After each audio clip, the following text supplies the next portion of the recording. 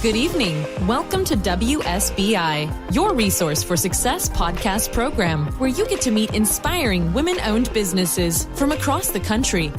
And now, for your host, Kimberly McElmore. All right. Good evening, and welcome to another night of sharing. With us, we have Katrina Thomas, who is the founder of the nonprofit organization Loving Yourself, No More Abuse, LYNMA.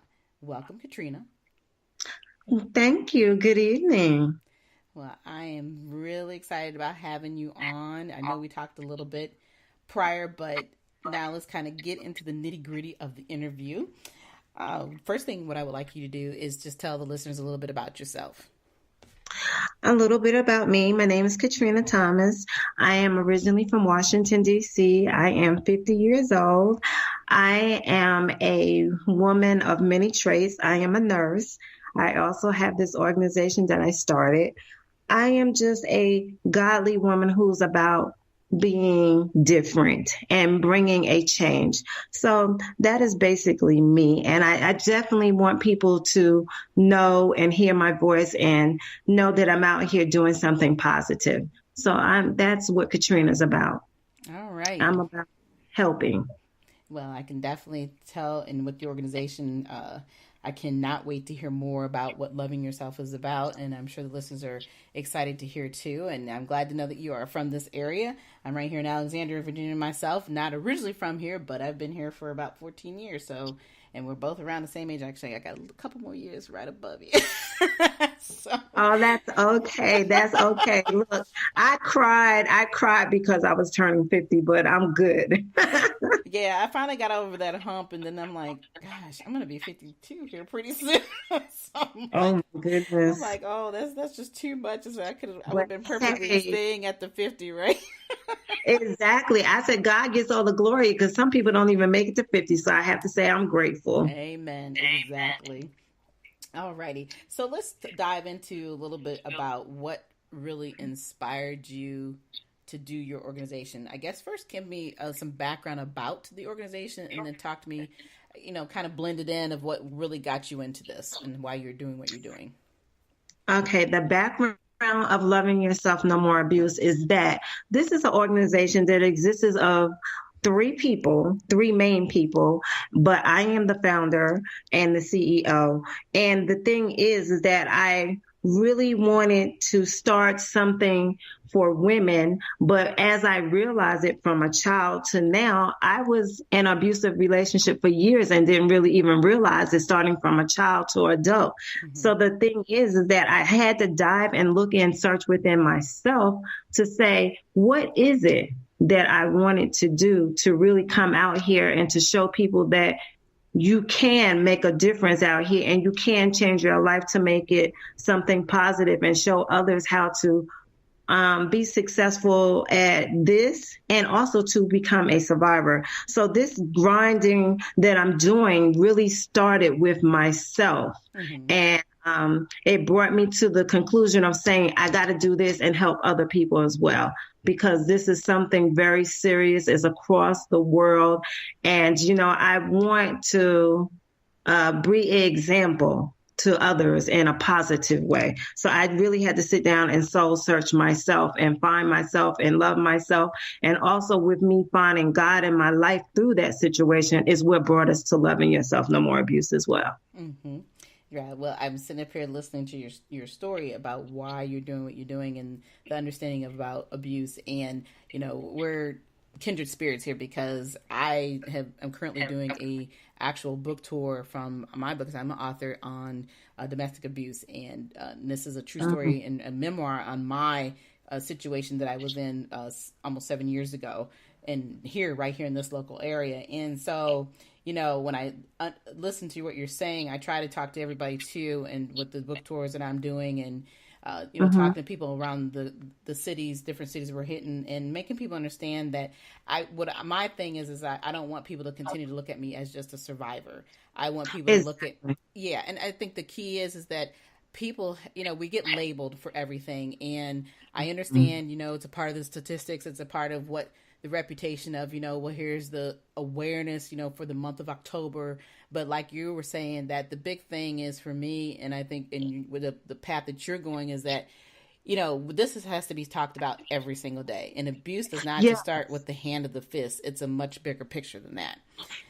And you're right. It is a much bigger picture. And you have made a great point. Most people want to do this on, is domestic teenager violence. It's not about that. This is happening every day, every 30 seconds. You know what I mean? And this is something that we need to realize. This is not something that I'm out here and I want to make money. This is my love. This is my passion. I want people to understand you have to step up and step out. And there's nothing that you can do overnight. You understand? This is a daily process, and it's also going with changing your mindset. And people need to understand that as well. It all starts with you. Thank you. Exactly. You cannot make any steps forward to going anywhere, because it has to start with yourself, and you have to realize everything that's going on with you. And a lot of people talk about it, you understand, but they don't get the real understanding that you have to fix you. Right. In order to go forward. Exactly. And exactly. I mean, you are definitely on the right track. And I think what a lot of people who are sitting in the background don't truly understand, they can be very critical. And I talk about this a lot because, I tell people, look how many years it took for the person who was involved in that abusive situation, how many years it's going to take for you to come out of that and truly understand how to love yourself and to move forward. But at the same time, you don't want to dwell in it, but like you said, the topic has to be discussed every day, because every single day we hear about a new case, and people aren't aware of it. And a lot of times and a part of it is the problem of the individual who's been victimized, is that, even for me, I can remember going through a time of where we actually think that we're saving, our friends and our family by not telling and by not talking about it. And the reality is that is not the truth, because everything that happens to us affects those that we love, the people that we love. So, to hear your organization, and what you're doing, I think is phenomenal. But explain to me a little bit, and the listeners, exactly what you guys provide and do within your organization, your nonprofit. Okay. We, as a Loving Yourself No More Abuse, we also are I'm working on a safe house program. I am definitely going to do that. So I want to have a safe house program where we're not just going into a safe house for 30 to 60 days. I want to give a year-long program with counseling for the victims, also for your children. And I want us to be able to teach you about relationships going forward, so you don't repeat the same cycle over and over again, because people come out and then they go right back in. And that's what a lot of people don't realize as well. And also we're doing with the food, we're doing with education. I'm also giving classes. I do classes where we're talking about our kids, because people forget, just like you're the victim, so are your children. Exactly. Even if they're not getting physically abused, they're getting emotionally abused. And I keep telling people all the time as I speak at different engagements, emotional is the hardest part of abuse. Exactly. Yep. You understand? Yes, it lingers. It's there. It stays in your mind. It's something that people can gravitate back to consistently. Right. And people seem to forget about that, because this is why people can't usually pull themselves away from people, because that emotional attachment is so hard to drop. Now, the physical, of course, we can bandage it. We can put a Band-Aid. We can put alcohol. You can do whatever to help that. But emotional, you really have to go deep down inside of you and emotionally fix your emotions, because you will carry that on to other relationships, not just saying with another man. You will carry it off through with your kids. You will break relationships. You understand? Absolutely. And it will break up your family altogether. And that's why I said people have to realize this is something where you have to pull together as a family. If you're a woman with kids, everyone involved has to be in involved in repairing this. You understand? And getting to a place of saying that we're okay. We have to do this together as a family. It's not just always just that one person. And a lot of people don't tend to look at that. They feel like, you go to a couple of counseling things. And like I'm saying, when you go to these shelters, they do some things, and I'm not going to knock that. But me seeing personally helping women out here, they don't do everything that they say they do. They rush to get you in situations, and sometimes they get you in situations where you're saying, well, this is no better than being where I was. Right. And I think a part of it too is that, what a lot of people understand in these shelters, there's so many problems, there's so many issues, and they're trying to provide cover, but they can't provide everything. And even though they have those services there, the one thing that I think that I learned was that I was never really comfortable dealing with some of the services and programs they provide, because they weren't really trying to help. Like I said, they were just basically, well, here, we're going to get you through this and then you're going to be fine. Well, if that's the case, I can do this on my own. Exactly. You see how you said that? That's what a lot of women have said to me. I can do this on my own, because I sent a lady to a shelter and she was abused by the supervisor there.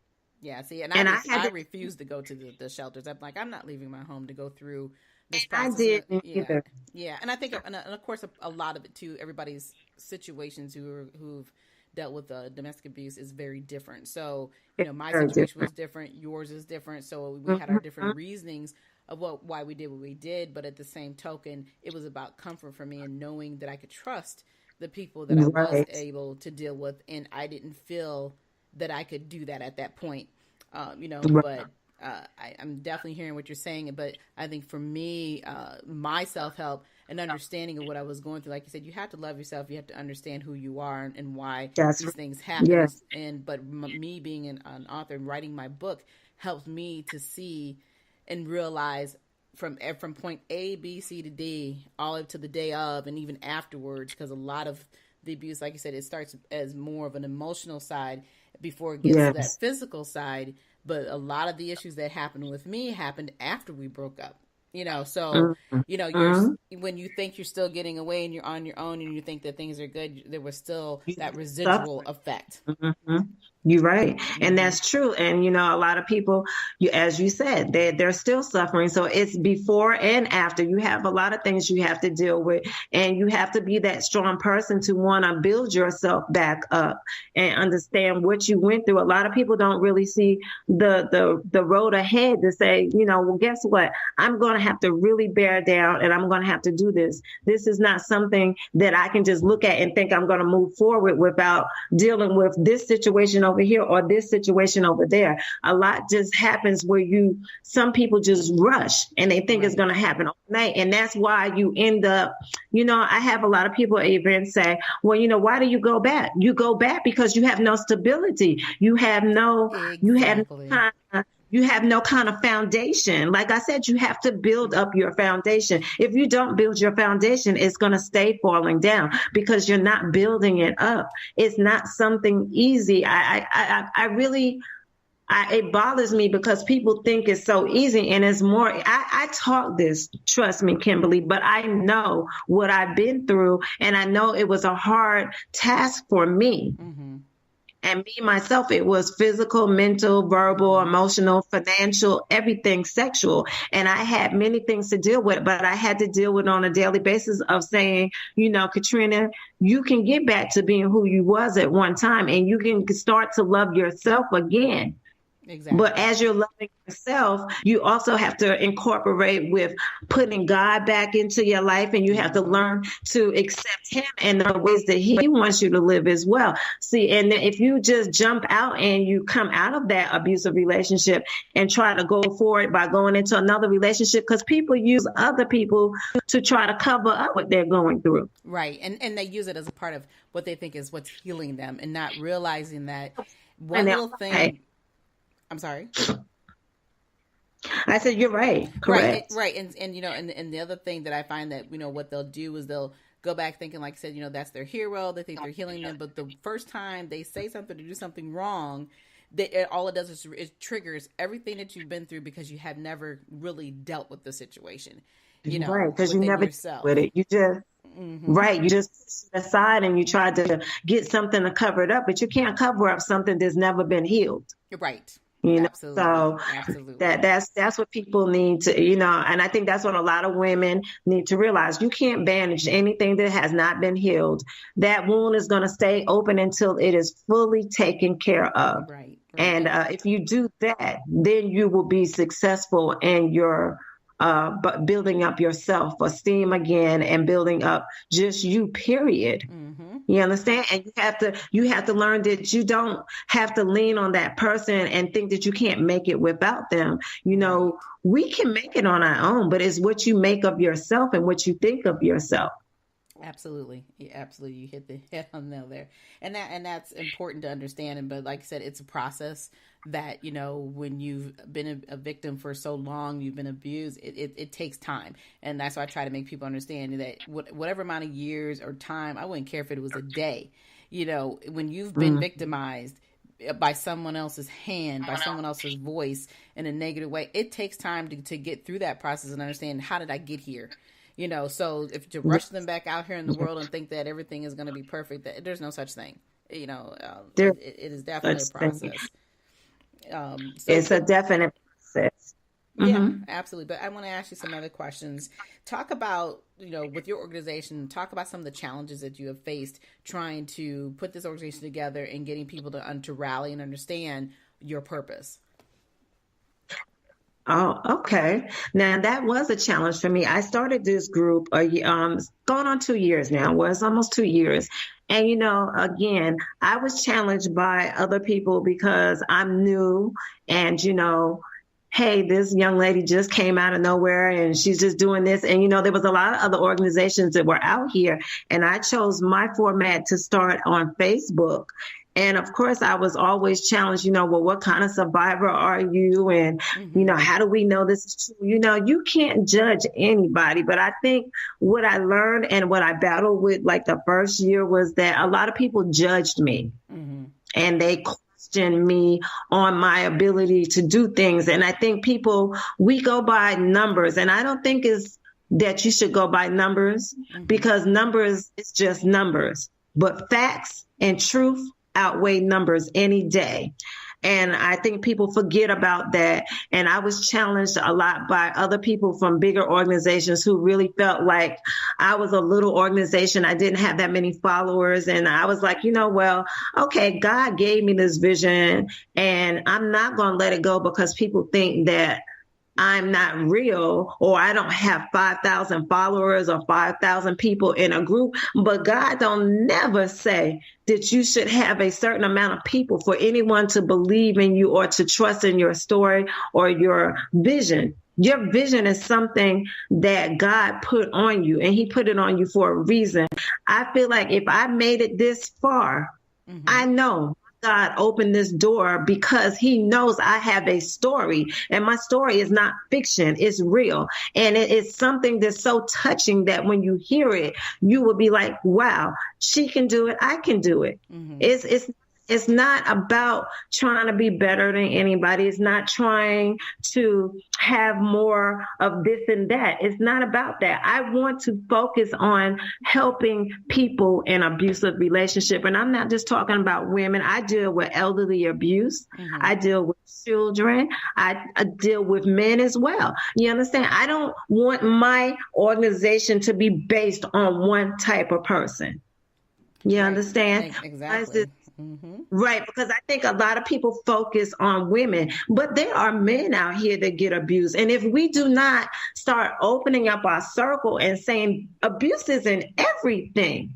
Right. Okay. That's right. And keep focusing that it is just women, because it's not just women. And if you keep focusing on that, I feel like we're going to fail because we're leaving out other people. Who is going to join along with us if we do not say, look, there's other people out here that's abused. Let's not, look at the men, even as far as same sex, you understand? We have to open up the doors if we want people to come in and believe in us and trust and have faith in us. Right, exactly. Yeah. And I think those doors are starting to open up more and more because more men are not they don't have the fear of coming out and saying, yeah, I've been abused. And a big part of that is, we know, I think, growing up in certain eras and time frame where, as men are always told, hey, you're not allowed to cry, you're not allowed to do this, you're not allowed to do that. And it's no different than women. I can remember growing up and hearing, and watching other people going through this process of different abuse. And, they would actually just say, well, take it in another room, or, don't talk about this. Everything was always a hidden subject. Right. And that's right. And we don't live in that era and time today. So, even with all the new movements today, whether it's the Move Me Now movement, the women's new movement that they got going on, and all these other things, these things have been going on for years. It's just that now people are finally starting to come out with more of a voice, and because they feel freer to do so. And, so I don't try to criticize anybody who's doing anything that's going to be a powerful message, whether it's just for women, whether it's just for men, whether it's for children, or all of the above. But I definitely agree that everybody can come together, and I think there's definitely that agreement that abuse is it comes all along the track. It doesn't matter what you look like, short, fat, brown, yellow, blue. Abuse is abuse. Mm-hmm. Abuse is abuse, and that's right. And that is exactly what it is. And that is why Loving Yourself No More Abuse is like reaching out to other organizations to combine so that we can get across to everyone. You understand? We want education. We need more education out here about abuse. And yes, it is getting out. We need also still some laws change. There's a lot of different things, different states that are still back in times. You understand? Right. Yeah. And I think that's even the crazier part, is that every state has a different law for this. I'm like, why is it so different? Why can't everybody just come up and agree of the fact that we should have one law across the board?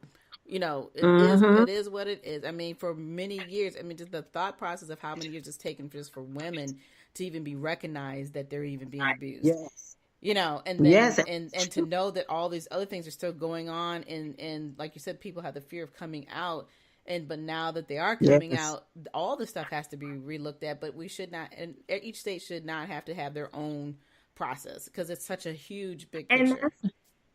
It's a very huge picture, and one of the places that I'm going to talk about that is on May 19th to Charlotte, North Carolina. And they have a whole different law. And it's like, come on, you guys are closing off. And when I say from January 1st, 2018, they had already 10 abusive deaths.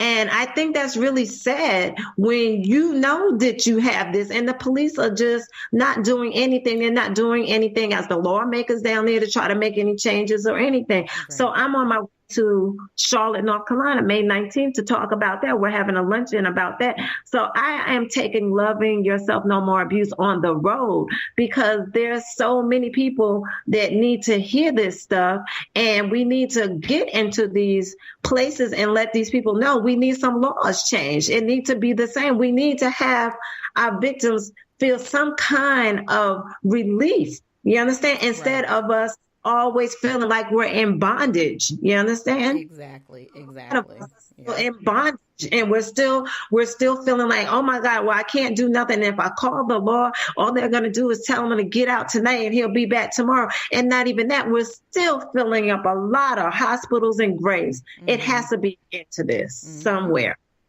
Yep. And it has to start with us. It has to start with us. Right, exactly. And a big part of that is just communicating and educating and talking about it. You can't just sit back and hold it in. You definitely have to be able to learn to communicate and understand what the resources are available. And then, like we were talking earlier, if it's a resource you don't agree with, it doesn't mean that there's nothing else out there. There's plenty out here. It's just knowing where to go. Yeah, that's right. And I tell people as me being Loving Yourself No More Abuse, you don't have to directly deal with me. If I have more connections, I'm going to put you onto that. If you're in a different state, I will give you people that you can contact. That's why I said the bigger picture is not just about me. I'm going to connect you whatever way that I can, because that is what we do. If we don't have it here, then let me get you over to this point over here where you can talk to someone over here. Because as you said, there's resources out there. You just have to know how to get to them. That's right. And you have to want it. You have to want it. Right. Because when you're tired and enough is enough, you're going to want it. Right. Well, and that's a big problem with a lot of women who don't come forward, is that they think if they just walk away and the person goes their way, that, you know, they're safe and they're okay. But what people don't sit back and think about is that there's going to be another woman or a man or child who's going to be victimized because they did not take care of the problem. They, you know, just because the person walks away doesn't make your life perfect or anybody else's, because they'll continue to abuse.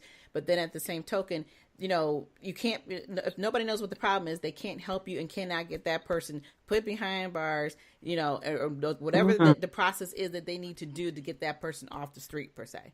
You know, that's biggest thing that I've heard when I was going through my scenario. I was very willing, you know, to work with the legal system, the other advocates who were for my behalf. You know, that was the very important part, because they said the reason why these continue to happen is because most women will continue to walk away because they don't want, well, I don't want to get this person in trouble. Excuse me? You know?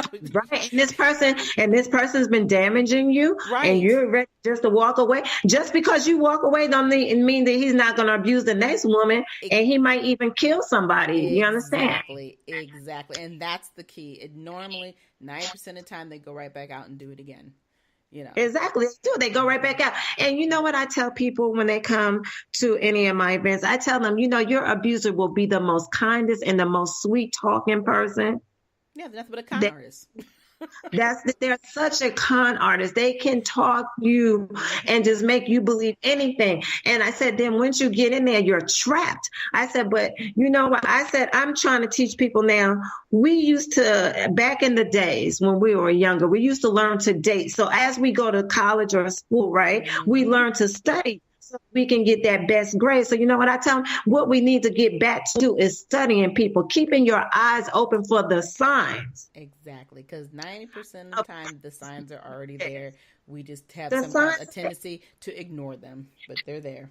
But denial, right? You're in denial. But really, truly, honestly, before anyone goes into an abusive relationship, you do see those signs, but you are in denial because you're looking and putting excuses in there. So you're blinding yourself to the truth.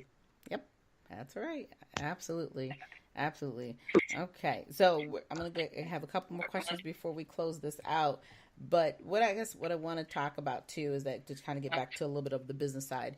You know, if you had to give some advice to any person out here who wants to open a business, whether it was a nonprofit or organization similar to yours or not, what advice would you give them? I would give them advice that you should do that, but get all your information first. Study about domestic violence with families, children. Get your education first before you decide to start a nonprofit organization. Study. I think following information, getting information, studying it, and knowing it off the top of your head, and just being able to understand, you need to know that first before you start an organization. And I think it's important that you also if you're going to start an organization, you get people who are on the same page as you. Right. Because that's very important. Absolutely. And you're right. Staying educated, getting the information is absolutely very important, because if you don't have that information, you can't help anybody else. You know, it's one thing, like I said, all of our situations have been very different, but at the same token, they still come to the head of just, you know, realizing that you have the right resources, information to pass on. But one other question I'd like to ask you before we close this out is, how can the listeners get a hold of you? Okay, well, you guys can get a hold of me by doing all lowercase letters, Katrina, Katrina, Thomas, Thomas, 896 @gmail.com. Please, ladies and gentlemen, I am out here. I am so full of passion for this, and I can't say that enough. I don't care. You can give your name. You can give a number. Like I tell people, I am not about judgment. Judgment doesn't never come from Katrina Thomas. What comes from me is love and compassion for me getting you somewhere that I would like to see you doing better. The goal is to do better and to get better.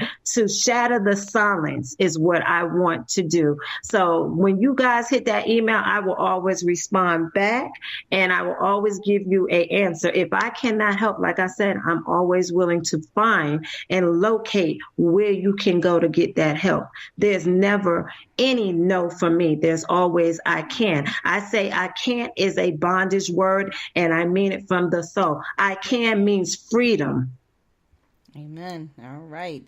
Well, on that note, I really want to thank you for coming on my show tonight. It was a great conversation. Like I said, this is a situation that's out here every day, and it's going to take some time to stop it, but it doesn't mean that we sit back and just keep letting it happen.